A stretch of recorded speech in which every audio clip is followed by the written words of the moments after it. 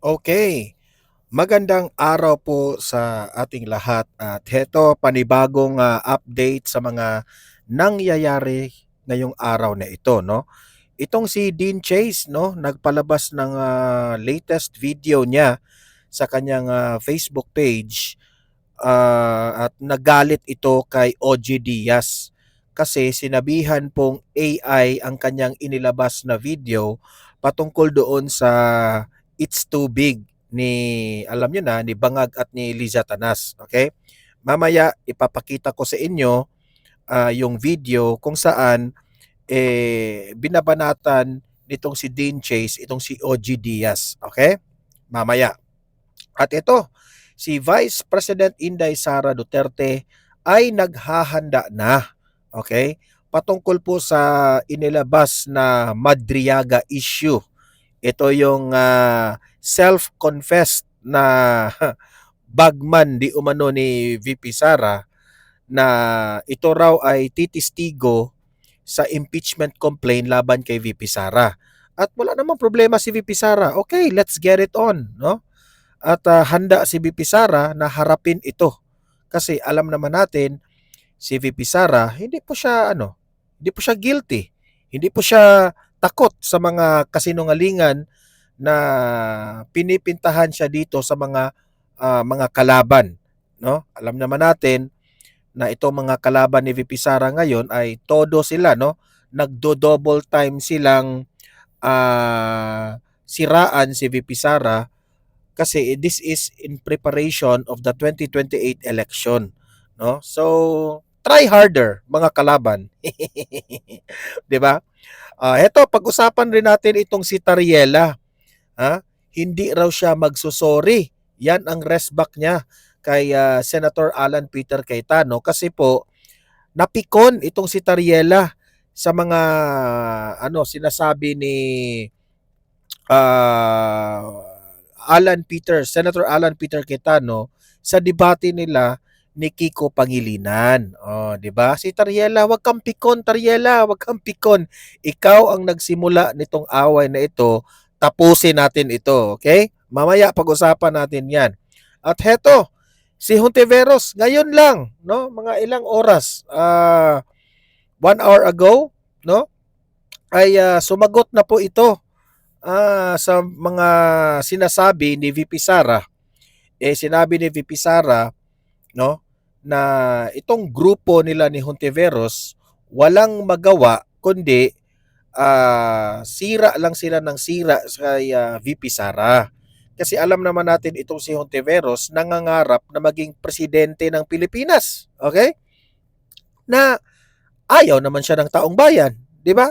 Nagpapanik na sila ngayon. Dapat respetuhin mo yung yung gusto ng taong bayan. Sila atat na sila yung mamuno sa 2028. O ayan, makipagsanib puwersa tapos halatang halata dito sa interview na ito na si Hontiveros pikon, nagpapanik na sila kasi alam nilang matatalo na sila sa 2028. Okay? So yun po ang mga pag-uusapan natin ngayong araw na ito. Pero guys, bago ang lahat, bago natin simulan ang ating talakayan, ay mag-ano muna tayo, mag-like and share para kakalat ito sa taong bayan, itong video na ito, at marami po ang makaparticipate sa ating discussion at makapagbigay ng opinion. Okay? So, i-share nyo sa inyong mga friends, sa inyong mga kapatid, kaibigan, itong video na ito. Okay? Naka-like and share na ba lahat? At sa mga bago pa lang dito, if this is your first time na nanood sa aking channel, sa aking video at nagugustuhan nyo, i-subscribe nyo na ang Donmar TV kasi po libre lang po ang mag-subscribe, walang bayad yan. Okay? Libre lang yan. Kapag nakasubscribe na kayo sa akin, ay updated na kayo araw-araw sa mga trending na mga balita sa usaping pampolitika. Okay? So, nakasubscribe na ba lahat-lahat? Okay? Unahin muna natin itong video ni Dean Chase. Okay? Na kung saan itong si Dean Chase ay nagalit dito kay OG Diaz. Okay? Bakit siya nagalit kay OG Diaz? Alamin natin anong sinabi po ni Dean Chase. Ito yung video. Mr. Ogie Diaz, may tanong ako sa iyo, yung mukha mong parang tuhod. Ano bang karapatan mo na para sabihin deepfake or AI generated yung nirelease namin ni Mr. T? Sino ka ba? At ano ka ba? Ano bang credentials mo? Do you specialize in digital manipulation?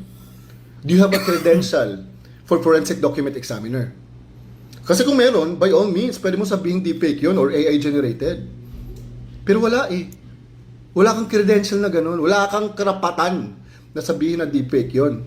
Kasi wala kang credentials to say such things.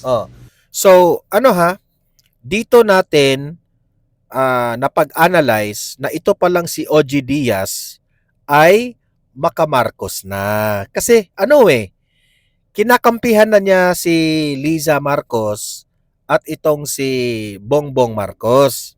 Dati, kung ano-anong sinasabi niya tungkol kay BBM. Halatang halata itong si OG Diaz, kagaya rin ito sa mga ugali ni Hontiveros. Yung tae na tinapo na nila yung tae nila noon, no? Ngayon, kinakain na nila. Alam naman natin si OG Diaz, anti-Marcos yan dati, no?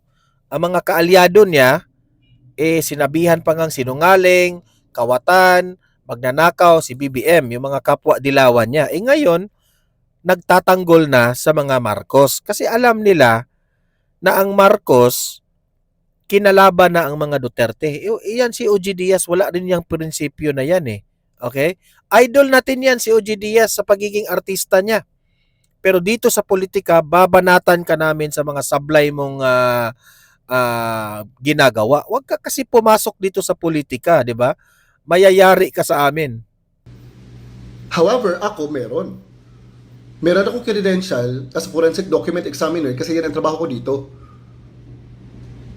Sa isang bangko at a law firm. I'm a forensic document examiner dito. Yan ang trabaho ko dito sa Amerika.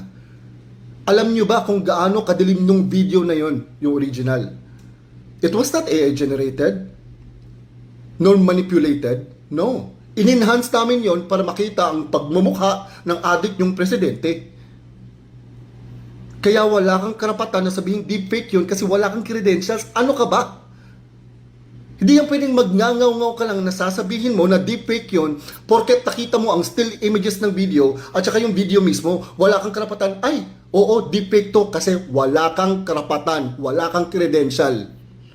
Okay? Ito yung video na si BBM ay kumakain ng cobra de umano. Alam niyo na ang ibig sabihin sa cobra na yan It's too big. So ako sa tingin ko sa video nun, parang AI talaga yung video. Pero dahil madilim yung video, in-enhance nila. Sa tingin ko, ang in-enhance nila through AI. Okay? So, ganun po yung resulta. Tingnan nyo yung mukha ni BBM nung ganon si BBM. Parang AI talaga. Pero sa tingin ko, naging AI ang hitsura kasi po, AI kasi yung ginamit sa pag-enhance po ng video. Okay? Ako, hindi tayo eksperto dyan. Kaya ako rin, hindi ako makapagsabi kung AI yun o hindi. Okay? Pero sa tingin ko, kung totoo yun, medyo sa sobrang enhance po ng AI, na parang AI na yung mukha. Di yan pwedeng magngangaw ka lang. Kaya nga, sinasabi namin, nakasuhan na kami para malaman ng buong tao kung totoo ba yun o hindi. Ilang beses na namin yung hinahamon. May ginawa bang administrasyon? Wala, di ba? Kasi alam nating lahat kung bakit wala silang imik sa nirelease namin na video. Again, wala kang karapatan. Actually, sa totoo lang, may point si Dean Chase dito Kasi kahit nga itong si Castro, itong si Attack Dog, Anticlair Castro, wala nga silang official statement patungkol dito sa bagong palabas ni Dean Chase, 'di ba? Meaning to say, siguro pinagsabihan itong si Auntie Claire Castro na wag na nating i-entertain 'yan kasi baka mapahiya naman tayo diyan. Matuklasan na naman ng taong bayan na meron na namang ginawang kabalastugan itong First Lady at si Bangag. Kita mo naman yung pagmumukha ni First Lady talagang ano no parang sira na yung pasensya na ha, pero I have to be frank on the uh, yung mukha ng First Lady. Parang ako ha, I don't wanna anong tawag nun? Ayokong mag-judge, no? Pero sa tingin ko kasi sa mukha niya parang may bisyo talaga eh. Okay, pasensya na po ha, pero yun lang po ang comment ko diyan, no? Mr. Ogie Diaz. Kasi again, wala kang credential. Wala kang karapatan. Example ha, may nakita ka tao, may bukol. Di mo pwede sabihin, uy, cancer yan. Kasi nakita mo, ayun, may bukol. Di pwede. Paano mo malalaman kung malignant o benign yung bukol na yan? Hindi ka naman doktor. You have to run tests for you to be able to find out that that bukol is malignant or benign. Tapos kailangan may credential ka na sabihin na cancer yon. Pareha din yan sa pag-determine na AI generated ba or manipulated ba yung video na nirelease namin. Okay? You're trying too hard to stay relevant. Oh my God. Oh. So, ako ha, comment ko dyan ha, kay OG Diaz, wag ka na lang makialam dito sa, sa usapin ng politika, no? Kung ako pa sa'yo, OG Diaz, no, mag-focus kang mag-vlog, mag-focus ka kay, sino yun? Sino yung artista na tumiwalag rin sa kanya, yung maganda? Sino yun? Mag-focus ka na lang ng mga talents mo dyan. Wag ka na pumasok dito sa politika. Total, mayaman naman kayo, di ba? Kahit sinong ilagay natin na presidente sa Pilipinas, mayaman naman kayo, di ba? Ang concern sa mga taong bayan, especially yung mga mahihirap, na magkaroon sila ng presidente na matino, hindi bangag, at tunay na nagsiservisyo. Yun sila. Yung mga mahihirap nating kababayan, yun ang dapat ma-concern kung sino yung presidente. Pero kayo, OG Diaz, huwag na kayo makialam. Mayaman naman kayo eh. Di ba? Huwag kayong masyadong magpakorne. O heto, si BP Sara handa nang haharapin ang mga issues laban sa kanya. O ayan, panoorin natin itong video na ito, okay? Ating matapang na Vice President na soon to be the President of the Philippines sa 2028. Kinumpirma ni Vice President Sara Duterte na kumikilos na ang kanyang defense team kaugnay ng mga naging pahayag ni Ramil Madriaga. Bagamat hindi nagbigay ng detalye ang Vice Presidente kung paano siya dedepensahan ng kanyang mga abogado, sinabi nitong asahan ang paglabas ng kaugnay na impormasyon sa mga susunod na araw. Meron po kaming aksyon, hindi ko po masabi ngayon sa inyo dahil pinagbabawalan po ako ng mga abogado ko na magsalita dahil hindi ko po... Ito ha, recorded video po ito ha, itong nagsalita ngayon si BP Sara. At dito mo talaga ma-observe, no? Na papalapit ang election sa 2028. Dumarami rin yung atake nila kay VP Sara. 'Di ba kung mapapansin nyo? No? Dumarami yung atake. Kung matatandaan ninyo ha, nung panahon po ng 2022 election, ang malakas doon si VP Sara at si BBM. Lumalakas si BBM kasi nakipag-tandem kay VP Sara. Tingnan nyo kung gaano rin karami ang umaatake kay BBM at that time. Marami ring umaatake kay VP Sara at that time. Pero ngayon, wala nang umaatake kay BBM kasi alam nila si BBM isinusuka na ng taong bayan. Ito ngayon, ang mga kalaban sa politika, inaatake na nila si VP Sara. Pero some of the congressmen ay tatalo na naman yan sa kabilang barko. Kasi palubog na yung isang barko eh. Yung barko ni Martin Romualdez at ni BBM palubog na.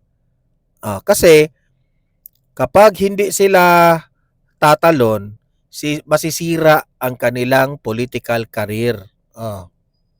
Pwede sabihin kung ano yung gagawin ng abogado dahil baka daw maghanda yung mga... Imagine that one na, itong Madriaga issue, bakit sila gagawa ng witness na isang ex-convict? Ay hindi pala ex-convict, isang preso. Preso yan eh. Nasa loob yan ng kulungan. Kasi alam nila, sira na yung preso. Alam nga naman na hindi man bobo ang korte. Hindi ba siguro bobo ang mga judge na papaniwalaan ng isang preso? Sino ang dalawa lang yan eh. Pagdating sa korte, kung ihihiring na yan, maghihiring na yan. Kung si Hontiveros yung utak mo, talagang paniwalaan niya yung preso. Pero kung ikaw, matino ka na lawyer, matino ka na senador, ang papaniwalaan mo, yung vice president. Bakit mo papaniwalaan ang isang taong kriminal na sa loob sa preso? Di ba? Wala na silang nahanap na witness, kundi yung potential na gagamitin rin sila. Alam ko naman itong si Madriaga, ginamit rin sila. Kasi baka anong offer nila kay Madriaga na, mag-testify ka lang, mag-witness ka lang. Kapag magtagumpay ito, ipapalabas ka namin dyan o bababa yung sentensya mo. Merong ganun. Nangyayari yan. Okay? Pinapramisan ba? Kasi at the end of the day, kung hindi po magtagumpay si Madriaga, at least nakakulong na siya. 'Di ba? Sirang-sira na yung pangalan niya. So, pamatas ba? Pamatas yung term diyan sa Bisaya. Nag-a-atake sa akin at nag-file ng kaso sa akin. So ayaw nila na bigyan ng tip, kumbaga, kung yung kabilang side kung ano gagawin. Pero sa susunod ng mga araw, may lalabas na balita dyan, malalaman. Kaugnay nito ay may isa na namang impeachment complaint ang inihain kahapon February 9 sa Kamara laban kay VP Duterte. Ayon kay Attorney Michael Powa, isa sa mga abogado ng defense team ng pangalawang Pangulo. Actually, lahat ng mga impeachment complaint laban kay VP Sara, expected na nila lahat. Pinipredict na nila ni VP Sara. Kasi ang mga galawan nitong mga kalaban ni VP Sara, predictable kasi. Sobrang predictable. Inaasahan na nila ang paghahain ng mga karagdagang reklamo laban sa Vice-Presidente. Dahil dito, patuloy nilang babantayan ang developments nito at handa nilang tugunan ang mga reklamong ito sa pamamagitan ng kaukulang constitutional process. Samantala, inamin ni VP Duterte na nililimitahan niya ang pakikipag-usap sa iba dahil ayaw niyang madamay ang mga ito sa kasalukuyang kontrobersya. Ayon sa kanya, tila nagiging target din ng kasalukuyang administrasyon ang mga taong nauugnay sa kanya. In fact, hindi ko na nga Yung mga nauugnay sa kanya, tinitira rin ng ng administrasyon. Si Senator Bongo, si Senator Bato de la Rosa, di ba? Ito yung si Senator Marcoleta. Sinisira, unti-unti na namang sinisiraan nila ngayon. Tingnan nyo yung ginagawa ni Pangilinan at ni Risa Hontiveros, di ba? Dinidebate nila ngayon si Marcoleta para masira siya patungkol diyan sa China issue. Di ba? kinakausap yung mga senators. Kasi napapansin ko kapag Tingnan nyo si VP Sara, gaano siya ka humble, no? Siya na lang ang umiiwas sa mga senador na ito. Kasi kung si VP Sara makipag-usap siya dito sa mga senador na ito, tinitira ng administrasyon eh.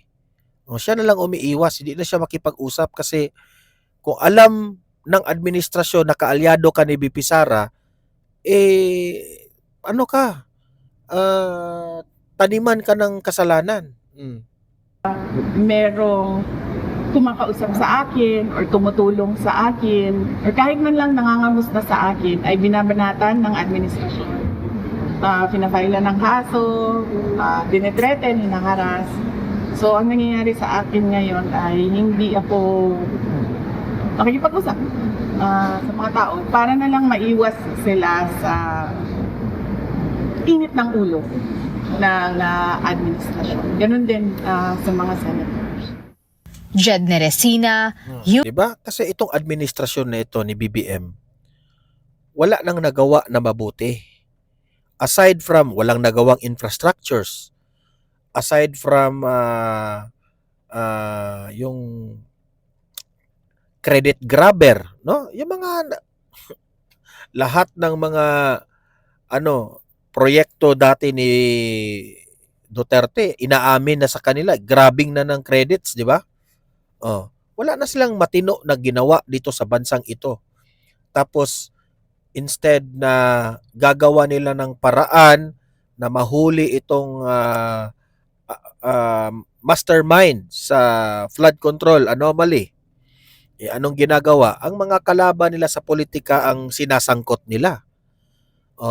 Wala, kung if I have to say something about the administration of BBM, kung ano ang ma-remember ko, wala, away lahat. Si Kibuloy, kinulong nila. Si Duterte, kinulong nila. Sino pa? Ang dami. Basta kalaban ka ng kalaban ka ng administrasyon, wala, gagawan ka ng ano. Yan ang naalala ko sa BBM administration. Kinukulong nila ang kalaban nila. Yun. Pamumulitika ang priority nila instead of helping the Filipino people. They are focused on the politics instead of focusing what's better for our country. Yun ang totoo. Wag na tayong magbulahan. Di ba? Heto pa. Pag-usapan rin natin itong si Tariela. Napikon kay Senator Cayetano. Ito, panoorin natin. Play. Ano pong reaksyon ninyo dun sa panawagan nito pong si Senator Alan Peter Cayetano na kayo daw po ay dapat humingi ng paumanhin dun sa caricature issue tungkol sa China? Alam mo, DJ siya, para sa akin, I find it very weird. No? Bakit ako magsusorry? He find it very weird raw. Ikaw yung weird eh. Alam niyo, sa totoo lang, Tariela, ikaw pa yung may kasalanan, pero ikaw pa yung ang taas ng pride mo. Di mo ba alam na importante ang magandang relasyon natin sa ibang bansa? Hindi lang sa China ha. Sinira mo eh. Yan ang pinakadahilan na nagkagulo. Instead na ikaw, alam naman natin, ako, wala kaming problema, compassionate ka. Kung gusto mo, let's say, kung ano yung claim ng China, claim natin, ito lilinawin natin.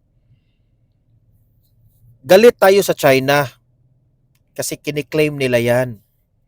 Pro-Philippines tayo. Lahat ng sa tingin ay atin yan. Yes. But how can you deliver a good communication sa China kung babanatan mo yung kalaban? Wala kasi kayong matino na strategy eh. Ito mga keyboard warriors na ito, ang alam lang, initin itong China na magpakita sila na matapang tayo. Pilipino tayo eh, matapang tayo. Hindi yan masosolve sa tapang-tapangan sa China. Yan ang hindi nyo maintindihan. Sasabihin nyo kaagad, pro-China kami. Hindi po tayo pro-China. Ilang beses na tayong sinabihan na, sa bagay, sarado ang isip ninyo eh. Kung makinig lang talaga sana kayo sa explanation ni Marcoleta, sa bagay, mga matatalino lang ang nakakaintindi kay Marcoleta. Yung mga bobo, yun yung nakakaintindi kay Tariela at ni Kiko Pangilinan. Kasi nga, ang tanong ko dyan, yung caricature ba na ginawa ko na yon is more than enough to compensate us doon sa harassment ng Chinese Coast Guard sa mangingisda, against the Philippine Coast Guard vessel, sa mga nakaraang taong pagharang nila. Alam mo, Tariela, kung baliwala lang sa'yo yung caricature na ginawa mo kay Xi Jinping, kung baliwala lang sa'yo, malaki yun para sa mga Chinese people. Presidente nila yun. The most important person yun sa China, tapos ginanon mo lang? Hindi ka na ba nahiya? Resupply mission. Are this enough na mabayaran tayo dahil sa caricature? Tsaka excessive na ba talaga yun? Para ako magsusorry. Samantala ang Chinese government, did they ever apologize sa ginagawa nila sa ating mga mangingisda, sa ginawa nila sa Coast Guard and the Armed Forces of the Philippines? So I find it very weird, no? Senator Cayetano asking me to apologize dahil sa caricature. Pero my question is, when was the last time that Senator Cayetano stood up at sinabihan niya Chinese embassy? Gusto pa niyang magsorry ang China sa ginawa doon sa mga Chinese Alam mo, Tariela, ang babaw talaga ng isip mo. Bakit mo pagsusurihin yung China when in fact meron nga silang claim, meron tayong claim. 'Di ba? Hindi ko kinakampihan ang China, ha. Pero ikaw ba, alam mong may ginagawang masama ang China, gusto mo rin gumanti. Nasasabihin mo, ang China nga hindi nagsorry eh. Dapat ako rin ganito ako para Hindi yan ganyan. If gusto kang mapapaniwalaan tayo ng ibang bansa, no? We must be humble. Hayaan mo ang China na saktan tayo. Hayaan mo sila. At least tayo, malinis tayo. Hindi natin sila sinasaktan.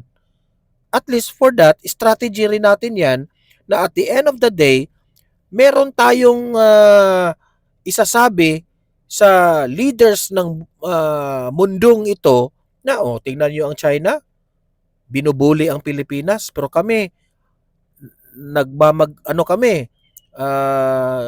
wala kaming ginagawang masama sa China. Pero ikaw, mo kasi, pinoprovoke mo kasi ng mga ganyan. Kung ang China, meron silang maling ginawa sa Pilipinas, hindi tayo gaganti. 'Di ba? Kundi, paano natin gagamitin ang tinatawag nating diplomacy kung hindi natin yan gagamitin? 'Di ba? Diplomatic way. Sasabihin na naman, sige, makipagyera tayo. Alam natin, wala tayong kakayanan dyan. We must do something na strategy na hindi po tayo gagamit ng bakbakan. Kasi talo tayo sa bakbakan eh. Kaya diplomatic way na lang. Unless we are a strong country na kaya natin ang China. 'Di ba? Ang asta mo kasi para kang laban ng isang maliit na tao at yung binubuli mo yung malaking tao. Paano mo mabubuli ang isang taong malaki? Hindi mo kaya. Kung ang malaking tao bubuli sa maliit na tao, hayaan mong magbuli siya sa'yo. Hayaan mo. Kasi at the end of the day, kung mambubuli siya,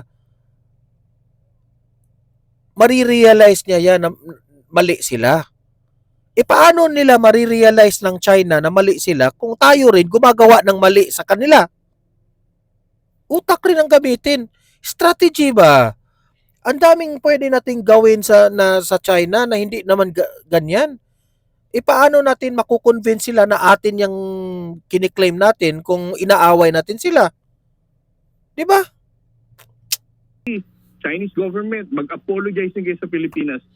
Did we even hear him say those kind of questions? Oo. Sir, sa pananaw ninyo talagang wala po kayong nilabag na polisiya or diplomatic protocols dun po sa ginawa ninyo last time? Yun pa rin ang stance nyo? Alam mo, DJ Sa, yung presentation na yun, hindi yun official statement. No? Yeah. Hindi yun press con na ginagawa ko. I don't talk about the incident. That photo na kinuha sa akin na nailabas natin is a lecture that I'm giving sa mga estudyante ng isang university dito sa Manila. So, hindi siya pag-explain ng posisyon ng gobyerno. It's an academic discussion. And as far as I'm concerned, in this country, we still have freedom of expression. Ginawa ito sa loob ng Pilipinas. Ang kausap natin ay mga Pilipinong estudyante sa setting ng eskwelahan. So I don't think that there is something wrong with that. Para sabihin, I violated diplomatic protocol. I mean, this is happening with a classroom setting. Classroom setting siya. Actually, yung sinasabi naman po ni Senator Alan Peter Cayetano kahapon is wala naman daw po siyang problema dun sa pag-assert nyo ng karapatan ng Pilipinas. Yung problem niya is yung way kung paano daw po ito ginawa. Ano pong tugon nyo dun? Ulitin ko lang ulit, DJ Chano. It was a classroom setting and I've been doing this job for almost 3 years already. Whenever I face the media, I present evidences, photos, videos. Actually, walang problema kung classroom setting ang argumento mo. Bakit pinost nyo sa social media? Hindi na yung classroom setting. 'Di ba? Bobo ka rin eh. Of the incident. Oo. Wala naman silang issue doon eh. Ang issue lang nila yung caricature eh. Oo. And sir, kung babalik kayo doon sa pangyayaring yun, gagawin nyo pa rin siya sa mga susunod na classroom settings? Ganun Ang issue raw is caricature lang. Caricature lang para sa'yo. Pero masakit yan sa mga Chinese people. Bobo ka, ugag kang tao ka. pa rin ang pagpipresenta ninyo sa kung paano kayo nag-present before? Well, DJ Chano, we still enjoy the freedom of expression and academic freedom in this country the last time I checked. So, hindi nyo nasagot lang yung tanong, sir. So, if ever man, kung babalikan nyo yun pa rin. Ganun pa rin po yung way nyo ng presentation. Yun pa rin ang gagawin nyo. Well, para sa akin, there's nothing wrong with that. Again, it would be a suppression of my freedom of expression if I'm going to sabihin natin, hindi, babaguhin ko na ngayon kasi sabi ni Senator Alan Peter, bawal nang gamitin to sa loob ng bansa natin sa pagsasalita nito sa mga estudyante dahil violation ng diplomatic protocol. The same thing, ikaw, DJ Cha, Yes, kapag makikipag-usap ka sa bahay mo mismo, wag na sa academic setting. And alam natin, visit ka sa nangyayaring harassment sa West Philippine Sea. And you'll be at least asked to draw something. Sasabihin mo ba na hindi, magagalit si Senator Alan Peter nito kapag nag-drawing ako ng masama against the Chinese government? Kasi Alam nyo, sobrang mali po yung argumento mo. Sobrang mali po yung argumento mo talaga, Tariela, sa totoo lang. Alam mo ba, Tariela, na sensitive, you must be sensitive about that issue. Sana. Nagkamali ka na nga, ipinagtanggol mo pa yung sarili mo. Grabe itong taong to. Ito na naman, si Tariela, siya na naman ang dahilan na magne-negative na naman ang rating ni BBM niyan. simple as that, di ba? Parang, why are we even going to care about how would the Chinese government think about it in our own soil? Mhm. So, yun po ang yun po ang criteria. Pinipilit niya talaga na in-insist niya talaga na tama siya sa ginawa niyang caricature na yun. Bahala ka dyan. Masisira si BBM sa ginawa mo. Bahala kayo. Eto, si Hontiveros, rumesback siya kay BP Sara kasi napikon rin eh. Nanlumo si Hontiveros. Ito, panoorin natin. Considering na matindi yung batuhan ng mga allegations sa pagitan ng Pangulo at ng Vice Presidente, do you think sa 2028 maghahanap na ng alternatibo ang tambayan? Siguro naman. Mula nung mula nung naghati yung unit team nila, I think mas naging stark yung ganyang gap or pagkukulang sa ating pambansang eksena, and mas siguro naramdaman ng ating mga kababayan na baka may iba pang alternatibo.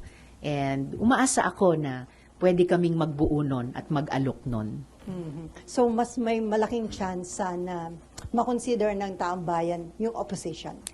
The Hindi ko alam genuine pa kung malaking tsansa na. Pero syempre, mas nagiging pakiramdam namin na responsable kami to try to propose that alternative. Kaya lang ma'am, si BP Sara, parang sinabi niya, yung impeachment case na ifinal ng akbayan, parang politika lang daw yon dahil nga may plano para sa 2028 yung taga-akbayan. Linawin ko simula pa lang. Siya yung nagbanggit ng pangalan ko kaugnay ng impeachment. Tapos dinugtong pa niya sa eleksyon. Para sa akin, salitang impeachment pa lang ang klaro na sa isip ko kung ano yung responsibilidad ko.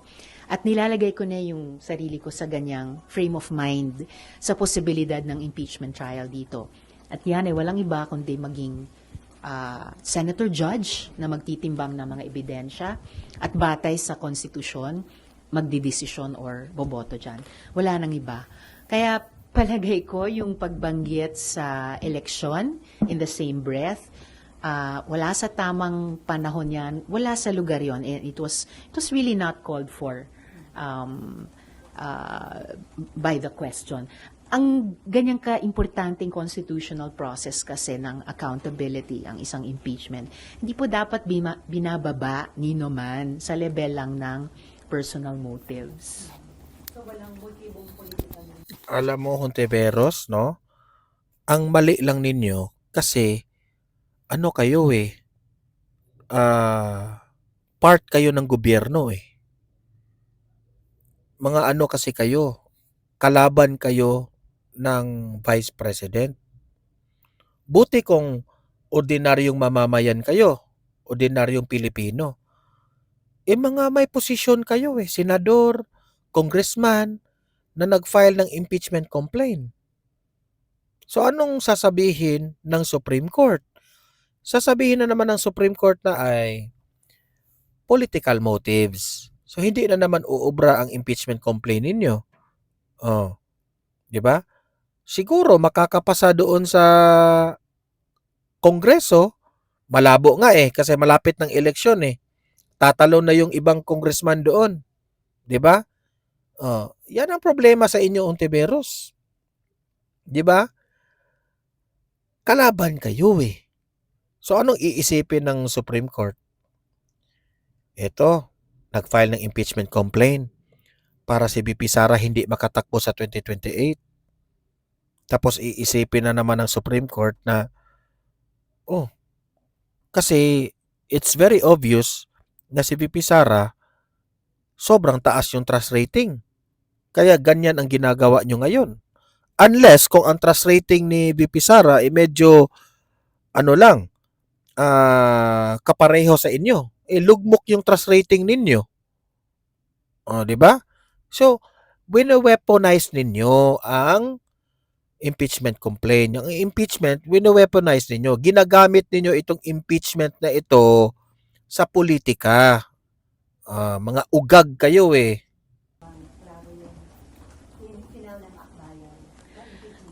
I think any complaint na i-file ng mga mamamayan, and there have been several against both the President and the Vice President, ang pinakamotibo niyan sa puso niyan should be accountability.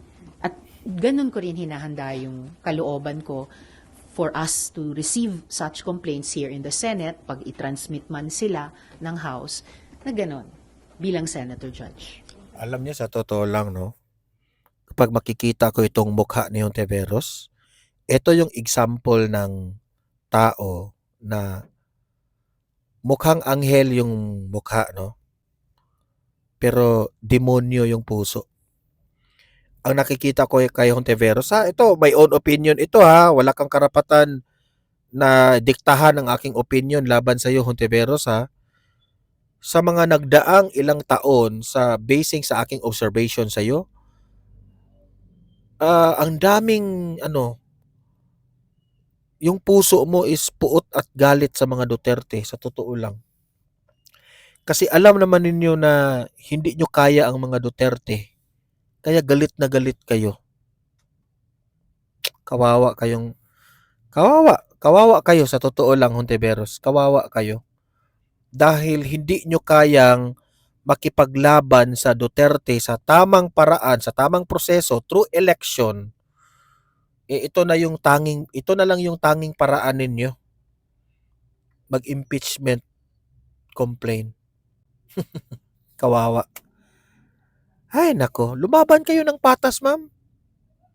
Tingnan nyo anong nangyari doon sa ipina-file mo na cyber libel sa mga vloggers. Hindi umubra, binasura. Kasi ganyan kayo nang aapi kayo ng mga ordinaryong tao. Kung criticize kayo, iyak kayo kaagad, magfa-file kaagad ng kaso. Pero kung kayo yung mag-criticize kay Duterte, sa mga anong kinikriticize nyo, hinahayaan lang kayo. 'Di ba? Pinagbigyan kayo sa mga freedom of speech ninyo. Pero kapag ang mga vlogger na ang babanat sa'yo, magkikriticize sa'yo, kakaso ka kaagad. Ganyan ang mga ugali ng mga dilawan kayo. Yan kasi kayo, mainitin yung ulo ninyo, mainitin yung puso ninyo. Kaya hindi po kayo karapat-dapat maging leader ng Pilipinas. Kasi wala na kayong ginawa kundi galit ng mga kapwa ninyo kalaban. Mag-isip-isip nga kayo ng paraan kung paano ninyo mapapaunlad ang Pilipinas. 'Di ba? Ganyan sana ang mga pinagagawa ninyo, hindi yung puros kayo galit na galit. Okay? So guys, mag-comment kayo. Ano ang masasabi nyo dito sa ating mga tinalakay? At babasahin natin yan sa comment section ha. Tayo po'y magre-reply. Ang daming mga pwede ninyong ilabas ang inyong opinion, no? May nakukuha akong mga ideas sa mga opinion ninyo. At paki-subscribe na rin ha sa mga first time na nanonood dito sa aking channel. Kasi po kapag nag-subscribe kayo at updated na kayo sa mga trending na mga balita. Okay? So see you in my next video. Have a great day. Have a great night. God bless po sa ating lahat. Mabuhay ang Pilipinas and God save the Philippines. Bye-bye.